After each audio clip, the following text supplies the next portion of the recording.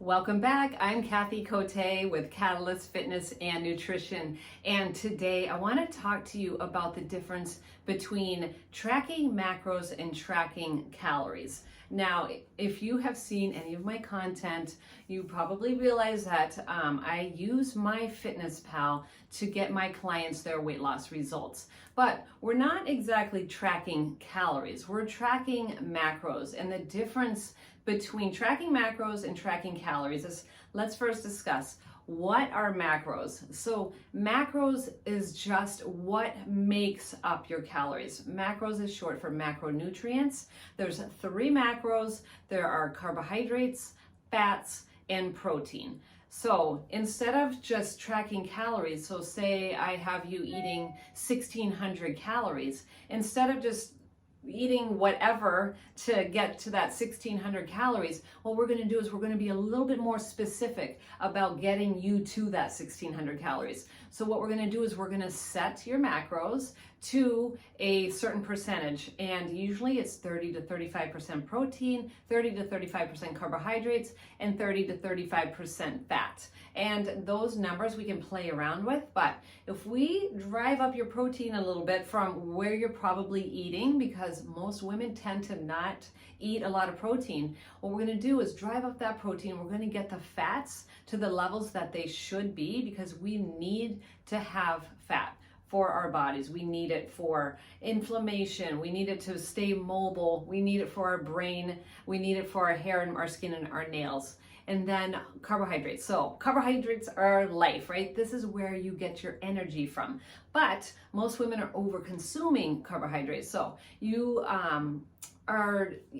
need the energy from the carbohydrates, but any of the excess energy or calories gets stored, and that gets stored as fat if you don't use it.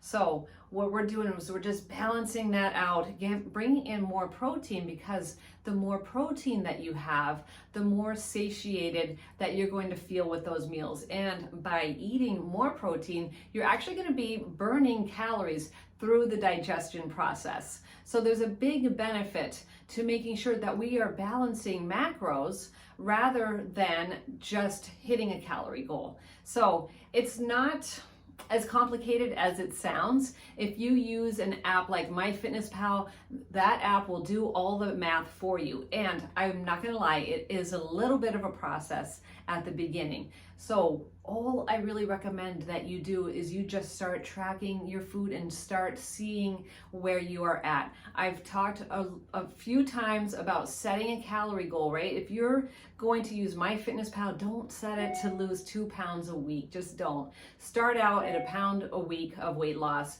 and then get your numbers from there.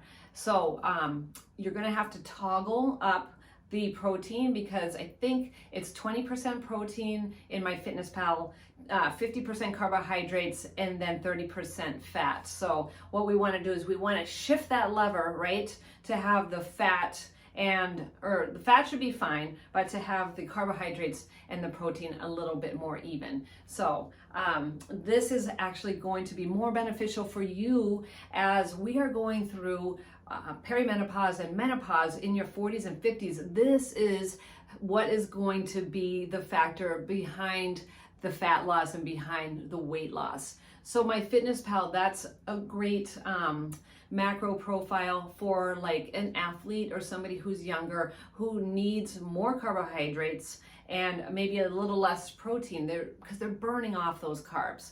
So when we are in our 40s and 50s, things start to change a little bit, things start to shift. You still need to have carbohydrates. I'm not saying that you should be low carb by any means, but definitely driving up that protein a little bit and bringing the carbs down, because let's face it, not everybody's like binging on broccoli, right? It's the wine, it's the chips, it's the crackers, it's all of those readily available foods. It's not it's not a mystery why we are eating so many carbs, because carbs are easy, they're easy to get. Popcorn and cookies and things like that, they're already packaged and they're like in these amazing, little packages, and all the flavors are amazing. So it's not, an accident that we're just overeating carbs. So it takes a little bit more planning to actually make sure that you're getting in adequate protein, and it takes a little bit of work, I'm not gonna lie.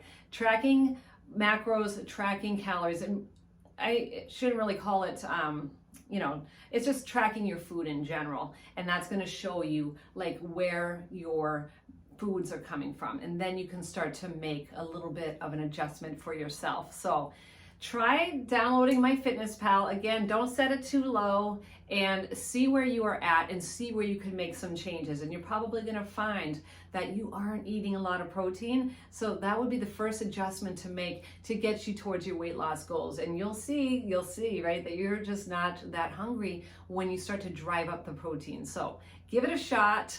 Let me know how you do, and I look forward to talking to you next week. If you need any help with getting your macros set, or you would like some more one-on-one advice, come work with me. I am taking on a couple of more clients for the summer, starting to get full. I also have a program that I run in intervals. So depending on when you're listening to this, that program might be available. I will give you the link to book a call with me if you have any questions, and then see if a one-on-one program might be more suitable for you. I will also put the link in for Jumpstart, which is the program that I have. It's a 6-week program where I will set your macros and you get 3 days a week full body workout. So there's a couple of different options of working with me, and I look forward to talking to you.